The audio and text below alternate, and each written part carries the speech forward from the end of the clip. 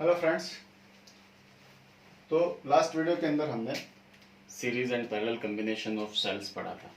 ठीक है, उसमें पढ़ा था कि यदि दो से ज़्यादा यदि सेल्स को हम सीरीज में जोड़ दें तो उनका नेट पोटेंशियल जो सर्किट को जाएगा वो क्या होगा। ठीक है, पैरेलल में जोड़े तो नेट पोटेंशियल सर्किट में जाएगा तो क्या होगा। ठीक है, आज हम पढ़ेंगे ग्रुपिंग ऑफ सेल्स। ठीक है, लगभग सेम प्रकार का है। ठीक है, ग्रुपिंग ऑफ सेल्स। ठीक है, तीन प्रकार से होती है। एक होती है सीरीज ग्रुपिंग और एक होती है पैरेलल ग्रुपिंग और एक होती है मिक्स्ड ग्रुपिंग। ठीक है, तीनों पढ़ेंगे। सीरीज ग्रुपिंग क्या होती है, ठीक है, पैरेलल ग्रुपिंग क्या होती है and then after mixed grouping क्या होती है। ठीक है, तो मैं आपका ज़्यादा समय नहीं लूंगा, शुरू करते हैं फटाफट। तो फर्स्ट करते हैं सीरीज ग्रुपिंग। सीरीज, तो सीरीज की बात करूं तो देखो, सबसे पहले first of all I am talking about the identical sales.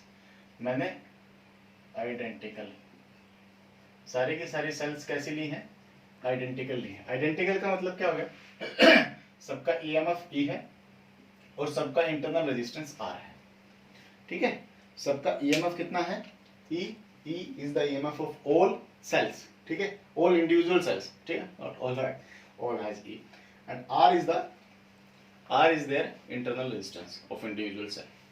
ठीक है, तो सपोज करो कि मेरे पास एक एक्सटर्नल रेजिस्टेंस था R. R is my external resistance. ठीक है, इस आर एक्सटर्नल रेजिस्टेंस के साथ में मैंने बहुत सारी सेल्स जो आइडेंटिकल थी, कैसी थी, आइडेंटिकल थी, सीरीज में जोड़ दिया। ठीक है, बहुत सारे सेल्स को मैंने सीरीज में जोड़ दिया। Got it. ठीक है, कितनी सेल थी, n number of cells, n number of cells which are identical, या ऐसे लिख लो, which are identical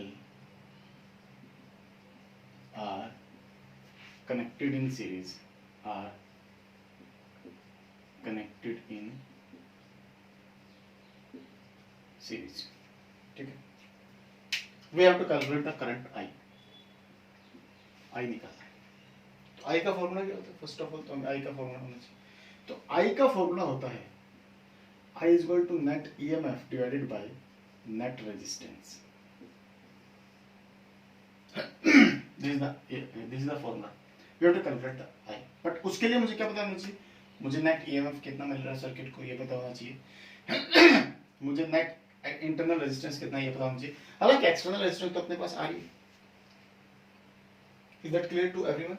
ठीक है, so net EMF, net EMF of cells. तो हमने पढ़ा था कि EMF जो है ना जुड़ जाएगा।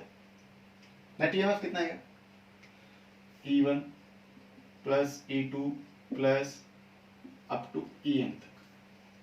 ठीक है, और सबका कितना है, E है, तो कितना आ जाएगा, NE। कितना है सबका, NE। मैं यही लिख देता हूं बराबर, NE। n number of cells and each cell has identical EMF, तो कितना है, NE। Is that clear to everyone. ठीक है, फिर net internal resistance, net internal resistance same series है। सीरीज है तो रेजिस्टेंस कैसे होगा, जुड़ जाएगा, R1 plus R2 plus plus RN तक। ठीक है, और सबकी वैल्यू सेम है तो आंसर क्या आएगा, NR। आंसर क्या आएगा, NR।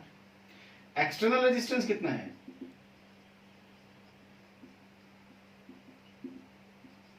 R है, तो नेट रेजिस्टेंस कितना हो गया। अब मैं टोटल रेजिस्टेंस की बात कर रहा हूं, एक्सटर्नल इंटरनल का केस नहीं है। तो नेट रेजिस्टेंस कितना आया, R प्लस NR। ठीक है, अब करंट कितना आएगा, current in circuit, current in circuit बराबर यानी कि I which is flowing in the circuit। I कितना है अपने पास, नेट EMF कितना है, NE divided by R plus NR।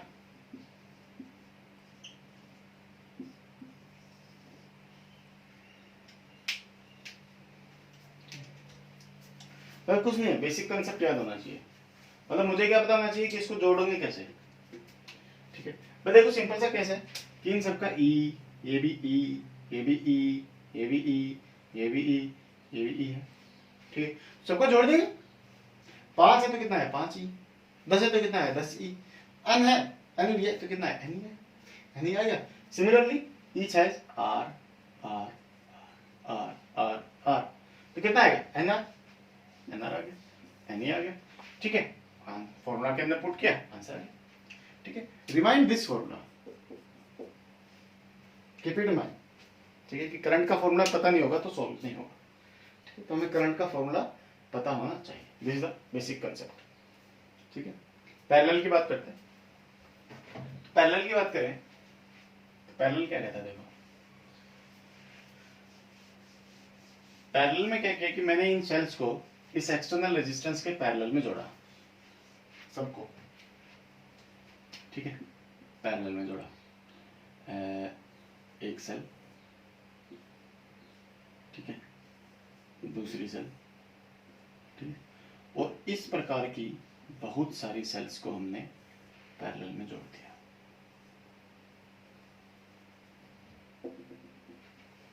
ठीक है।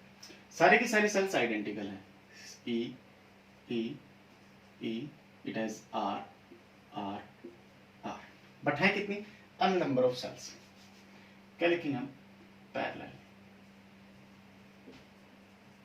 पैरेलल में m number of cells are connected in parallel, ठीक है। तो पैरेलल में जुड़ी, अब पैरेलल में कंडीशन रहती है, क्या रहती है, द पोटेंशियल रिमेन्स सेम, और अपना फॉर्मूला वही है कि फंडा वही है कि हमें निकालना क्या है कि आई निकालना थ्रू आर, ठीक है। तो नेट पोटेंशियल कितना आएगा, अब देखो यहाँ का ईएमएफ कितना है, ई, यहाँ का कितना है ई, यहाँ का कितना है ई, तो EMF remains same in parallel, ठीक है। तो नेट ईएमएफ कितना आया, नेट ईएमएफ अब कोई नहीं जुड़ेगा, ई आया, नेट ईएमएफ कितना आया ई, इंटरनल रेजिस्टेंस आएगा, नेट इंटरनल रेजिस्टेंस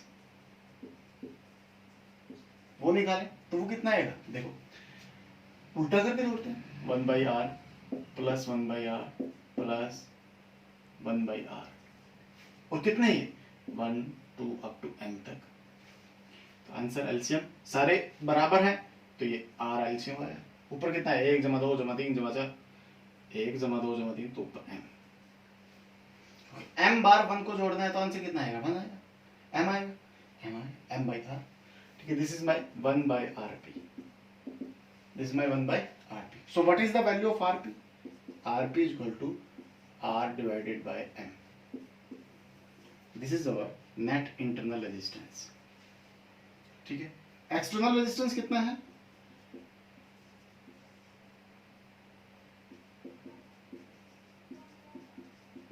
बराबर आर, नेट रेजिस्टेंस कितना है, या टोटल रेजिस्टेंस लिख लेते हैं इसमें, टोटल रेजिस्टेंस बराबर कितना है, आर प्लस आर बटा एम, ठीक है। तो इसकी वैल्यू कितनी हो जाएगी, देखो एम इधर मल्टीप्लाई में तो एम बड़ा आर जमा छोटा आर बटा एम, ये मेरा टोटल रेजिस्टेंस है। तो करंट कितना आएगा, so current in circuit I बराबर आया, ये रेजिस्टेंस है और ये मेरा ईएमएफ है, तो करंट कितना होता है, ईएमएफ डिवाइडेड बाय रेजिस्टेंस, यानी कि एम आर प्लस छोटा r divided by m, m घूम के ऊपर, तो आई बराबर आया m E divided by m R plus छोटा आर,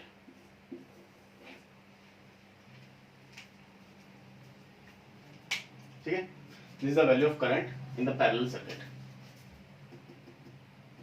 ठीक है। यहाँ पे हमने n नंबर ऑफ रोज ली थी, ठीक है, वहां पे हमने n नंबर ऑफ सेल्स ली थी, n और m, गॉट माय पॉइंट, ठीक है। Now the concept is mixed grouping. अब इसमें ध्यान रखना है कि ये पैरेलल रेजिस्टेंस है तो पैरेलल रेजिस्टेंस जोड़ेंगे, पैरेलल में ईएमएफ नहीं जुड़ता है तो सिंपल आंसर ई आएगा। ठीक है, इसी प्रकार के ये छोटे छोटे कंसेप्ट, जो बेसिक कंसेप्ट है उस पर हम रहेंगे, टिके रहेंगे, तो हम किसी भी प्रकार के क्वेश्चन को सोल्व कर सकते हैं। क्लियर? नेक्स्ट पॉइंट करते हैं, मिक्स्ड ग्रुपिंग। देखो मिक्स्ड क्या है कि पैरेलल और सीरीज को मिक्स किया मैंने। ठीक है, मैं पैरेलल और सीरीज को मिक्स करता हूं तो मेरे पास मिक्स्ड ग्रुपिंग आएगा।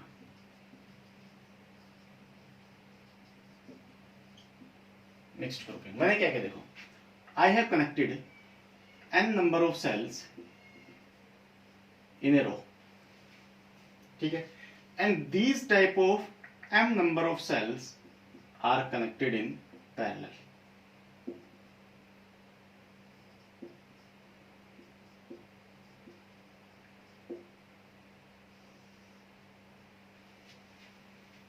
ठीक है, n number of cells are connected in a row। ठीक है, एक पॉइंट। और दूसरा पॉइंट क्या है, m number of these rows are connected in parallel।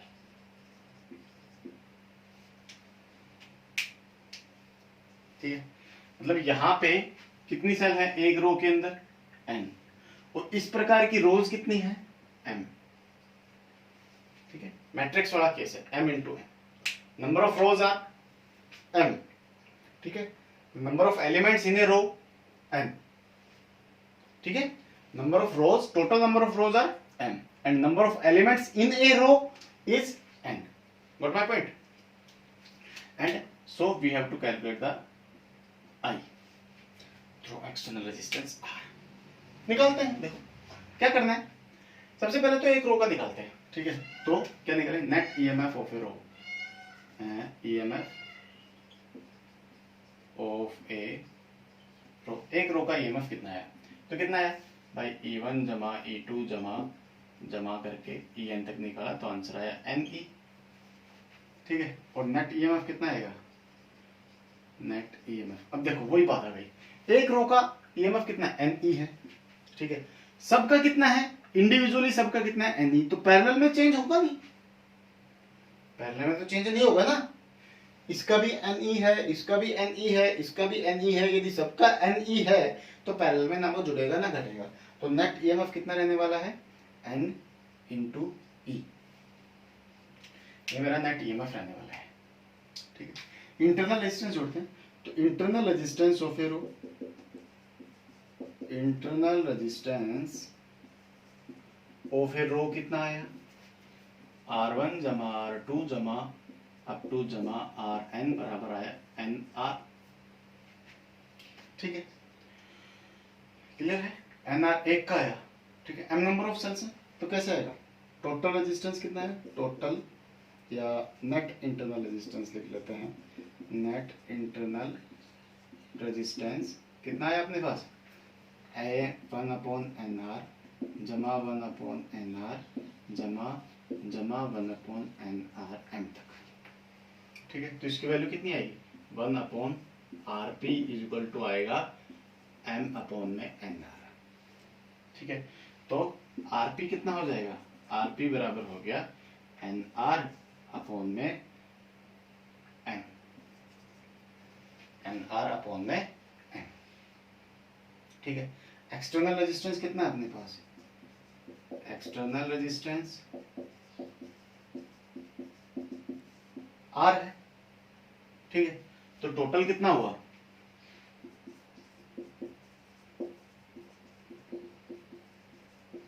Total resistance कितना हुआ, दिस R प्लस में दिस, यानी कि मैं लिखूंगा R plus NR upon M,